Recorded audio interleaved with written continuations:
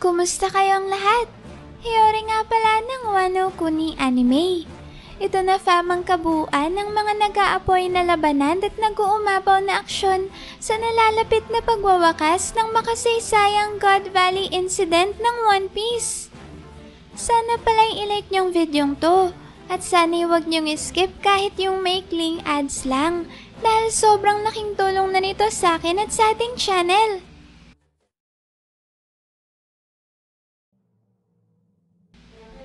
Pagkatapos nga fam na mailigtas ni Rayleigh si Shaki mula kay Saint Summer sa nakalipas na chapter, ay kagad na pinagpatuloy ang mga eksena sa nagaganap na malaking kaguluhan ngayon sa isla ng God Valley.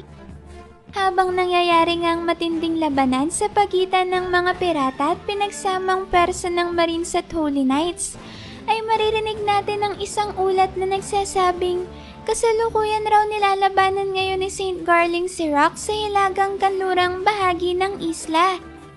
At dahil nga dyan fam, may kaagad na nagpadala ang Marines ng mga karagdagang sundalo sa nasabing lugar upang magsilbing backup ni St. Garling. Sa dulo naman ng panel na yan fam, may masisilayan natin ng isang mapa na nagpapakita ng kinaroroonan ng bawat grupo sa God Valley. Ang hukbo ng Marines at ang Rocks Pirates na kapwa nagmumula sa silangang bahagi. Ang Roger Pirates na nanggagaling sa silangan. At ang labanan sa pagitan ni na Rocks at St. Garling na nagaganap naman sa hilagang kanluran ng isla. Pagkatapos niyan fam, ay maririnig naman natin ang usapan ni na Roger at Rayleigh sa gitna ng nangyayaring kaguluhan. Kung saan tinatanong ni Rayleigh kung bakit siya pinapapunta ni Roger sa kabilang direksyon. Gayong konti na lang at tutumbukin na raw nilang kinaroroonan ng mga kayamanan. Sumagot naman si Roger at sinabing malapit na raw silang maipit ng parehong persa ng Marines at Rocks Pirates. Kaya naman pinapauna na niyang umalis si Rayleigh nang sa gayon ay matiyak nila ang kaligtasan ni Shaki. Sinabi ni Roger na siya na raw ang bahalang lumaban sa dalawang grupo. Kaya naman mag-focus na lang raw si Rayleigh sa kanilang pagtakas at sa pagprotekta kay Shaki. Sumang-ayon naman kagad si Rayleigh sa direktibang binigay ng kanyang kapitan at dito ay nagpasalamat siya kay Roger dahil sa pagsasakripisyo nito. Habang patuloy naman nga fam ang nagaganap na mga laban sa God Valley, ay makikita natin si Rayleigh na karga-karga sa kanyang mga braso si Shaki at nagmamadaling tumatakbo pabalik sa barko ng kanilang crew. Dito fam ay mabilis na napansin ng ibang mga pirata na nagawa na palang mailigtas ni Rayleigh si Shaki mula sa kamay ng mga Celestial Dragons. Kaya naman dahil dyan ay kagad na nainggit ang mga ito na nagresulta upang matuon ang kanilang atensyon sa dalawa. Dito na fam nagsimulang magkaisa ang mga pirata na punteriyahin si Rayleigh. Nang sa gayon ay maagaw nila si Shaki mula sa kanya. Subalit bago pa nga tuloy ang makagawa ng aksyon ng mga pirata at pagtulungang kuyugin si Rayleigh, ay nauna na silang mapigilan ni Shiki. Dito ay sinaway ni Shiki ang mga pirata at sinabing wag na raw nilang ituloy ang kanilang binabalak. Dahil sa oras nga raw na atakihin nila si Rayleigh, ay siguradong masasaktan rin nila si Shaki. Dahil dyan ay nirekomenda ni Shiki sa kanyang mga kapwa Rocks Pirates na ibaling na lang ang kanilang atensyon sa mga kayamanan sa God Valley. Nang sa gayon ay kahit papano ay may mapala naman sila sa kanilang pagpunta sa isla. Sa dulo naman ng eksenang yan fam ay makikita natin ang crew ni Rocks na sina Whitebeard at Gansui na patuloy pa rin sa kanilang pakikipaglaban at ngayon nga ay mukhang medyo naiinis dahil hindi sila siyang nakapagligtas kay Shaki. Sa sumunod na panel naman fam ay finocus sa chapter si Rayleigh at Shaki kung saan makikita natin si Shaki na nakangiti habang yakap-yakap ang katawan ni Rayleigh. Dito fam ay sinubukang magsalita ni Rayleigh at sinabing may gusto raw siyang sabihin kay Shaki. Pinigilan naman ni Shaki si Rayleigh at sinabing hindi na raw nito kailangan pang magsalita dahil alam na raw niya kung ano ang sasabihin nito. Pagkatapos naman nga fam ng nakakakilig na eksenang yan ay lumipat na ang chapter kina Kuma at Ivankov kung saan makikita natin na matagumpay na natagpuan ng dalawang kinaroroonan ng mga super rare devil fruits na siyang mga nakatakdang papremyo sa naudlot na human hunting competitions ng mga celestial dragons. Dito may napatanong si Kuma kung alin raw ba sa dalawang devil fruits na ito ang kailangan nilang kainin upang makatakas sila sa God Valley. Sumagot naman si Ivankov at sinabing hindi niya raw alam kung alin nga ba sa dalawang Nikyu Nikyu no Mi, kaya naman mas mabuti kung kainin na lang raw nila ito pareho. Dito may kakainin na sana ni Ivankov at Kuma ang dalawang devil fruits. Subalit bago pa nila ito tuluyang makain, ay bigla na lang sumulpot si Big Mom at mabilis na hinablot ang devil fruit na hawak-hawak ni Ivankov. Labis ng kinagulat ng dalawang hindi inaasahang pagdating na ito ni Big Mom, kaya hindi na nagawa pang makaiwas ni Ivankov sa biglaang pagsakal sa kanya ni Big Mom.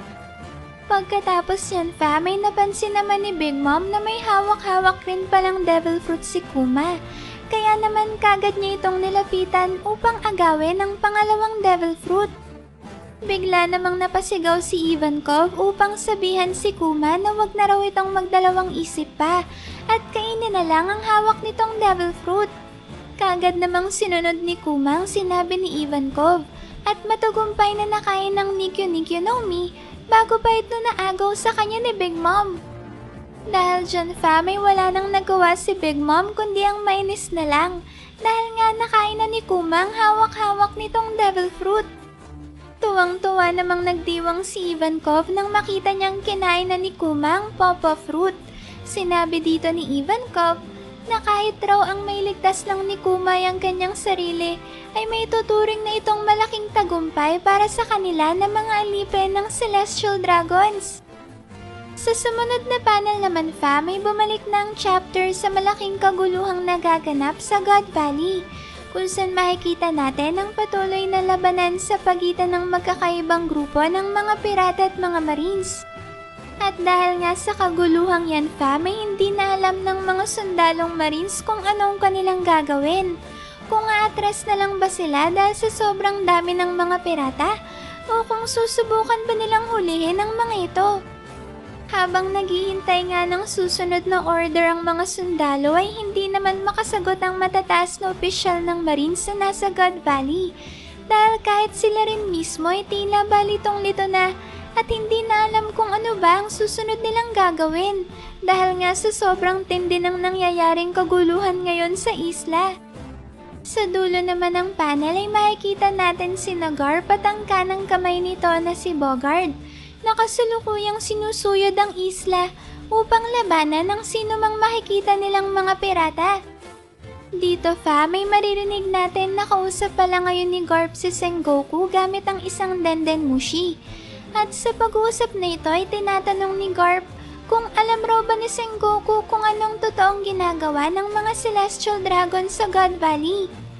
Hindi kasi makapaniwala si Garp sa nakikita niya ngayong hindi mabilang na mga walang buhay na katawan ng mga mamamayan at ng mga alipin na nakakalat sa buong isla.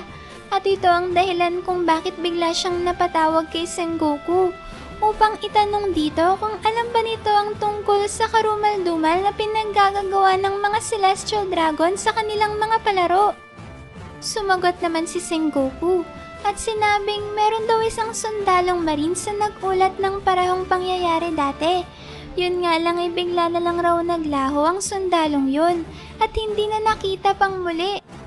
Sumagot naman si Garp at sinabing tinitiyak raw niyang hindi ito isang panaginip lang at totoo talaga ang nakita niyang mga kahayupang ginawa ng mga Celestial Dragons. Pagkatapos naman yan may lumipat ng eksena kay Rox at sa mag-ina niya na sina Aris at Teach. Dito ay kasalukuyang buhat-buhat ni Rox ang kanyang mag-ina sa kanyang balikat habang tumatakbo papalayo sa mga kalabang humahabol sa kanila. Galit namang sinabihan ni Aris si Rox na ibaba na siya nito dahil hindi naman raw niya kailangang magpabuhat sa kanya. Sumagot naman si Sebek at sinabing wala na raw silang ibang magagawa pa kundi ang tumakas na lang dahil ang lahat raw ng naabutan ng kanilang mga kalaban ay bigla na lang nag-transform bilang mga kakaibang nilalang. Habang sinasabi naman niya ni Sebekpa, may malalaman natin na ang kanya palang tinutukoy dito ay ang demon forms ng mga miyembro ng DV Clan na nahuli sa demon contract na isa nga sa mga ability ni Im-sama. Ang itsura ng mga ito ay kagayang-kagaya sa naging anyo ni na Dory at Brogy at ng iba pang mga miyembro ng Giant Warrior Pirates nung napasailalim ang mga ito sa kapangyarihan ni Im-sama sa Elbaf. Kasama naman ngayon ang mga demonized members ng DV Clan sina Saint Figureland at ang isa pang miyembro ng Holy Knight na patuloy pa rin ang paghabol sa pamilya ni Rox. Habang tumatakbo sina Rox ay bigla namang nagsalita ang dalawa sa mga demonized members ng DV Clan na sinusubukang pabalikin ang pamilya ni Rox sa kanila. Sumagot naman si Rox at tinawag na ama at lola ang dalawa. At pagkatapos ay tinanong ni Rox ang kanyang ama at lola kung ano raw bang nangyari sa kanila at bigla na lang silang nag-transform bilang mga demonyo. Napatanong pa nga si Rox kung ito raw ba ay kagagawa ng isang Devil Fruit ability at kung anong klaseng kapangyarihan ba ito. Sa sumunod na panel naman may finokus sina Saint Garling at ang kasamahan niyang babaeng Holy Knight. Dito ay sinabi ni Saint Garling na malakas raw pala talaga itong si Rox. Dagdag pa niya ay kaya raw pala matagal mag-regenerate ang mga sugat na nakuha niya mula sa mga atake ni Rox ay dahil nga sa pambihirang lakas ng pirata. Sumagot naman ang kapwa niya Holy Knight at sinabing ang kinaganda raw ng sitwasyong ito ay nalaman nila na miyembro din pala ng DV Clan si Rox. Kaya siguradong matutuwa si Im-sama sa oras na mapatumba nila ito. Sinang-ayon na naman ito ni Saint Garling at sinabing kahit nasira na ang kanilang palaro ay maganda pa rin ang kinahantungan nito sa huli. Pagkatapos yan may muling bumalik ang eksena kay Rox at sa kanyang mag-ina na patuloy pa rin tumatakbo papalayo sa grupo ni na Saint Garling at ng mga na-transform na miyembro ng DV Clan. Dito ay muling sumigaw si Aeris at sinabihan si Rox na ibaba na siya nito. Napatanong pa nga si Aeris kung naniniwala raw ba talaga si Rox na kaya niyang labanan ng mga Holy Knights sa pamamagitan lang ng paggamit ng isang kamay. Sumagot naman si Rox at pinaliwanag kay Aeris na ang sino man raw na mahuling nagtataglay ng pangalan ng DV Clan ay papahirapan hanggang sa mamatay. Muli namang sumagot si Aeris at sinabing naiintindihan naman raw niya yon. Sinabi ni Aeris na masaya raw siyang maging bahagi ng DV Clan dahil sa kabilangan ng kanyang nakaraan bilang isang pirata ay malugod pa rin daw siyang tinanggap ng pamilya ni Rox.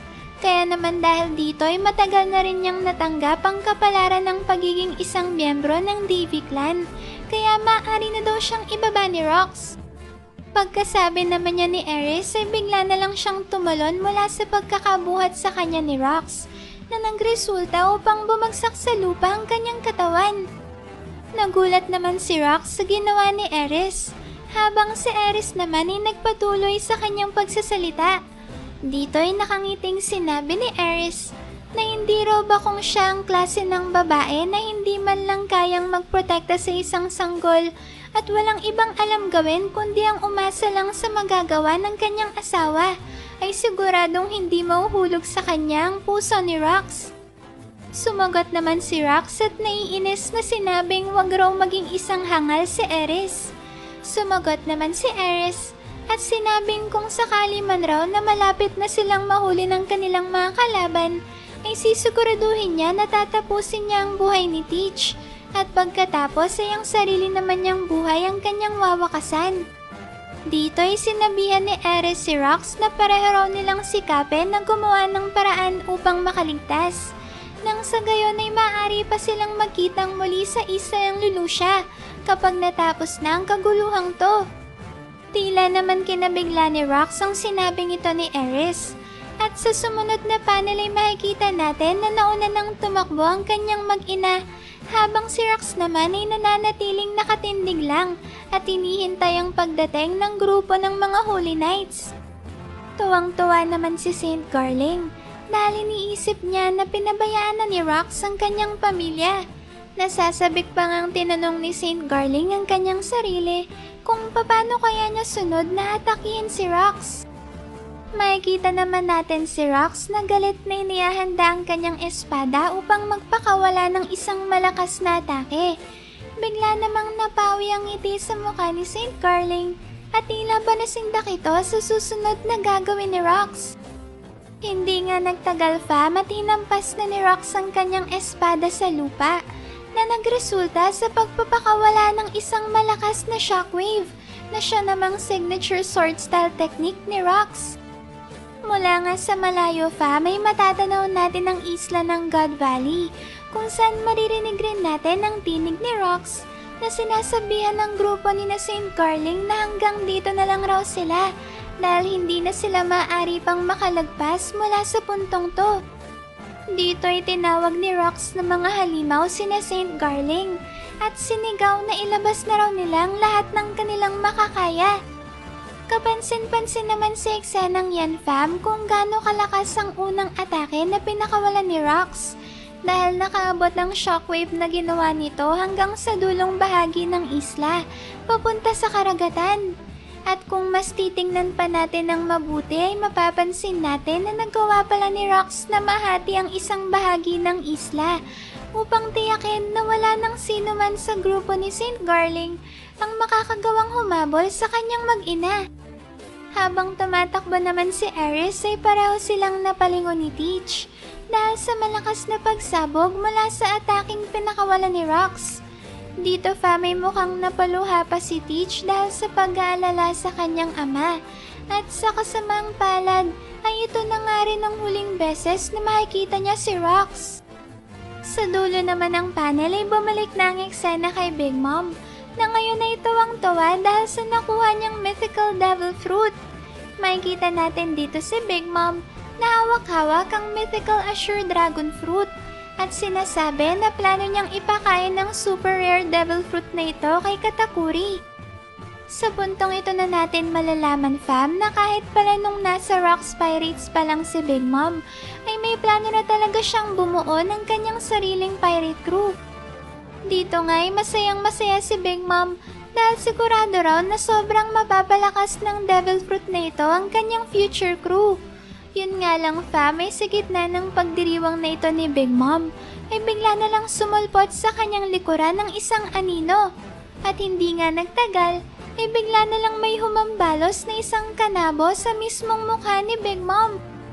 Makikita natin dito fam na si Kaido pala ang responsable sa biglaang pag-atake na siya namang nagresulta upang mabitawan ni Big Mom ang mythical Zoan Devil Fruit na ngayon ay tumalsik at lumipad sa gitna ng ere dahil nga sa lakas ng paghampas sa kanya ni Kaido. Halos mayupi naman ang mukha ni Big Mom sa tindi ng ataking yun. Subalit kahit nga namumuti pa rin ang mga mata ni Big Mom, ay nagawa pa rin niyang makabalik sa ulirat nang bigla niyang maalala ang hawak-hawak niyang mythical Azure Dragon Fruit. Yun nga lang fam, kahit hindi pa lumilipas ang isang segundo, ay mabilis na nahablot ni Kaido ang Devil Fruit at wala ngang kung ano-ano, ay buong-buo niya itong pinasok sa kanyang bibig. Pagkakita nito ni Big Mom ay kagad naman siyang nagngit-ngit sa galit, habang si Kaido naman ay masayang masaya at may malaking ngiti sa kanyang muka habang patuloy sa pagmuya sa Uwa Uwa no Mi Model Azure Dragon Fruit. Sa gitna naman ng mga kaganapang yan fam ay may biglang naganap na isang napakalakas na pagsabog na sinabayan naman ni Big Mom ng pagsumpa kay Kaido dahil sa ginawa nito sa kanya. Mula naman sa malakas na pagsabog na yan fam ay mapapansin natin ang malalaking itim na kidlat na hudyat na merong gumamit ng Advanced Conqueror's Haki. At dahil dyan ay malaki ang posibilidad na nagmula ang pagsabog na ito sa laban sa pagitan ni Rox at ng grupo ni Saint Garling. Lalo na fam at ilang beses na rin nating nakita si Rox na gumamit ng Advanced Conqueror's Haki sa mga naging laban nila ni King Harald. Sa sumunod na panel ay muli naman nating makikita si Dragon na ngayon ay karga-karga pa rin ng sanggol na si Shanks. Dito may pilit na iniiwasan ni Dragon ang mga nangyayaring labanan at kaguluhan habang sinasabi na gagawin niyang lahat mabuhay lang si Shanks. Sa parahong pagkakataon naman may makikita rin natin si Aerys na buhat-buhat rin si Teach habang sinasabi na hindi niya hayaang mamatay ang kanyang anak. Pagkatapos niyan may lumipat na ang eksena sa isa sa mga kinaroroonan ng mga kayamanan na nagsisilbing papremyo sa naputol na palaro ng mga Celestial Dragons. Mula nga sa malayo ay maririnig natin ang isang masayang tinig na sinasabing natagpuan na raw nilang mga kayamanan sa isla. Dito may makikita natin na ang Roger Pirates pa lang siyang nakahanap sa kinaroroonan ng mga kayamanan. Sinabi dito ni Gaban na ngayon pa lang raw siya nakakita ng ganito karaming mga kayamanan. At ang mas matindi pa raw dito ay meron din palang mga rare devil fruits na kasama sa mga treasure chest. Dahil dyan may mapapaisip ka tuloy kung isa kaya ang devil fruit ni Buggy sa kayamanang nakuha ng Roger Pirates sa God Valley. Sa dulo naman ng eksenang yan ay may biglang dumating na iba pang grupo ng mga pirata na sinusubukang makihati sa napakaraming mga kayamanang ito na nakita ng Roger Pirates. Pagkatapos yan may sunod namang dumating ang hukbo ng mga Marines na sinusubukang pigilan ng mga pirata. Makikita rin naman natin sa dulo ng panel si Garp na tila ba nagsisimula ng questionin ng kanyang sarili. Dito'y tinatanong ni Garp kung ano raw ba ang may tuturing na hustisya sa isang isla na tila ba puro kabaliwan na lang ang siyang nangyayari. Sa sumunod na eksena naman may makikita natin ang mga nakaligtas na mamamayan ng God Valley na ngayon ay tuwang-tuwa dahil nakakita sila ng mga Marines sa isla. Ang buong akala kasi ng mga mamamayang ito ay pumunta talaga ang mga Marines sa God Valley upang saklolohan ng mga tao. Ngunit lingid naman sa kaalaman ng mga taong to ay ang mga Marines mismo ang inatasan ng mga Celestial Dragons na tumulong sa pag-oorganisa ng kanilang karumal-dumal na palaro. Kaya naman dahil dyan may mabilis na pinaputokan ng Marines ng kanyon ang mga mamamayan na humihingi ng saklolo na nagresulta naman sa kanilang agarang pagkamatay. Sa sumunod na panel naman ay makikita natin si Kuma na sinasabing gusto niyang iligtas ang mga tao sa isla ng God Valley dahil ang islang ito ay hindi miyembro ng world government na nangangahulugang walang responsibilidad ang mga Marines na protektahan ang mga tao doon. Pagkatapos yan may tinig na bigla na lang nagsalita si isipan ni Saint Saturn na tinatanong kung patay na raw ba si Rox. Sumagot naman si Saint Saturn at sinabing hindi niya pa ito matiyak, lalo na at ang malaking kaguluhan na nagaganap ngayon sa God Valley ay isang pangyayari na hindi nila inaasahan. Katunayan nga raw ay kapag nagpatuloy pa ang kaganapan ngayon sa God Valley, ay siguradong magre-resulta ito sa panibago at mas malaki pang kaguluhan. Sumagot naman ang misteryosong tinig sa isipan ni Saint Saturn at sinabing hindi raw nila maaaring hayaang mangyari ang bagay na yun. Habang nagaganap naman ang usapang yan ay makikita na natin ang bagong mythical Azure Dragon form ni Kaido na kasalukuyang lumilipad sa ibabaw ng God Valley. Pagkatapos yan may muli namang bumalik ang eksena kay Kuma, kung saan makikita natin na isa-isa niyang nililigtas ang mga natitirang survivors ng karumal-dumal na human hunting tournament ng mga Celestial Dragons. Una nga sa nailigtas ni Kuma ay isang grupo ng mga kapwa niya alipin na hindi matapos-tapos sa pagpapasalamat sa kanya. Sumagot naman si Kuma at sinabing hindi raw nila kailangang magpasalamat sa kanya, kaya konserbahin na lang raw nila ang kanilang lakas dahil kailangan na silang mapalipad ni Kuma papalayo sa God Valley papunta sa mas ligtas na lugar. Sunod namang niligtas ni Kuma ang isang binata at dalaga na sinasabing payag sila kahit saan pa sila ipadali ni Kuma dahil kahit anong lugar raw sa mundo ay may tuturing na langit kung ikukumpara sa islang to.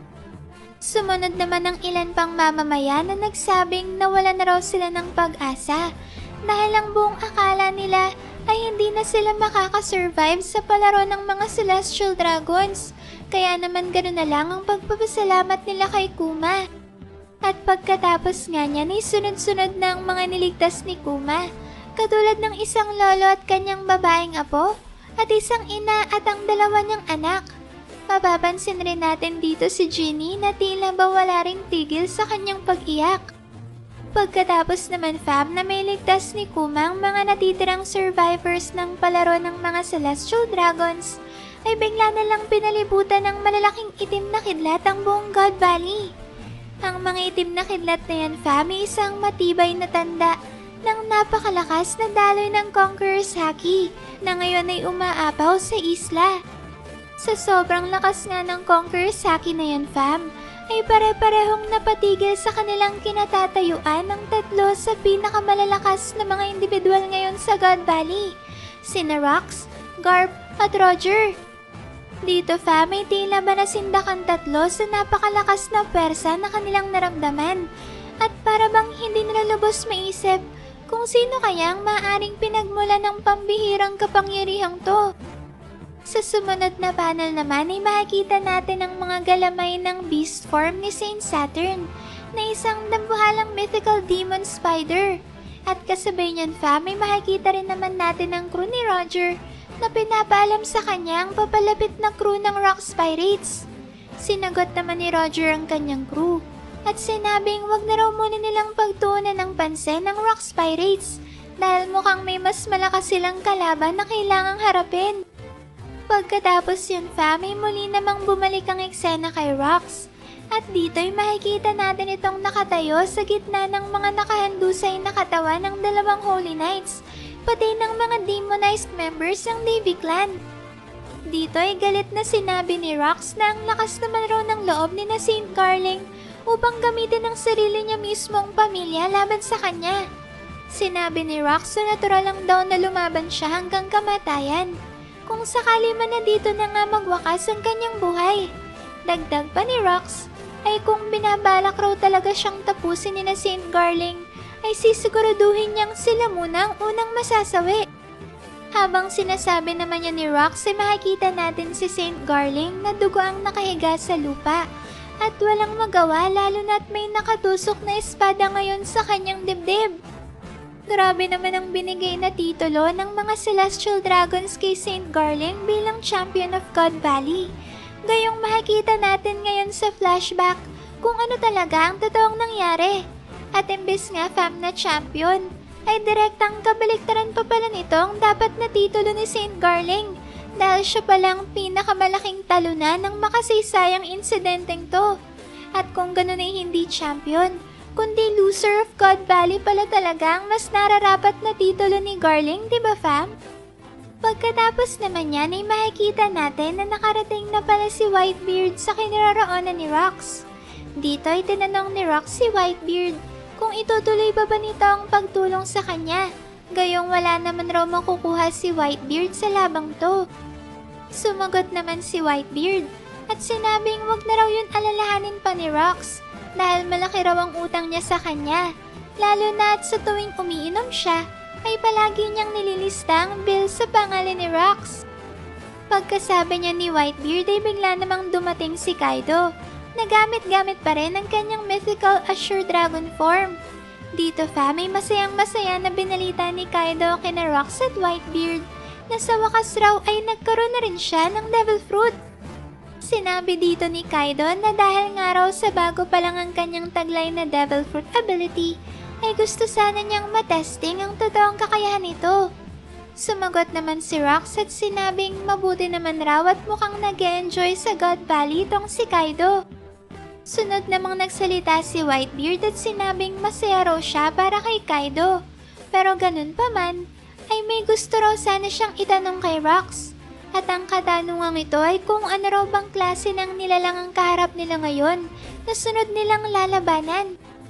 Makikita naman natin sa sumunod na panel ng tinutukoy pala ni Whitebeard ay ang beast form ng mythical demon spider devil fruit ni Saint Saturn. Subalit hindi ito ang normal na beast form ni Saint Saturn fam dahil kapansin-pansin na katulad nga ni Ganko Selbaf ay sinapian na rin ngayon ni Imsama si Saint Saturn at ang kabuuan niyang pagkatao ay nasa ilalim na ngayon ng kontrol ni Imsama. Mukhang ang misteryosong individual na kausap kanina ni Saint Saturn sa kanyang isipan ay ang mismong tinig pala ni Im-sama. At ngayon nga fam ay tuluyan na siyang sinapian nito.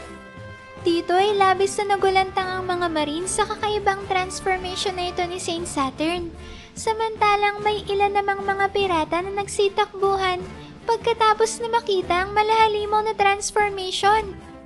Ipinakita naman sa sumunod na panel sina Garp at Roger na kapwa merong magkaibang reaksyon sa biglang paglitaw ng Im-sama Demon Spider form ni Saint Saturn. Unay si Garp na mukhang hindi makapaniwala sa halimaw na kanyang nakikita. At sa sobrang pagkabigla nga dito ni Garp ay muli siyang napaisip na marahil nga'y nananaginip lang siya dahil sa mga hindi pangkaraniwang bagay na nadidiskubre niya ngayon sa isla.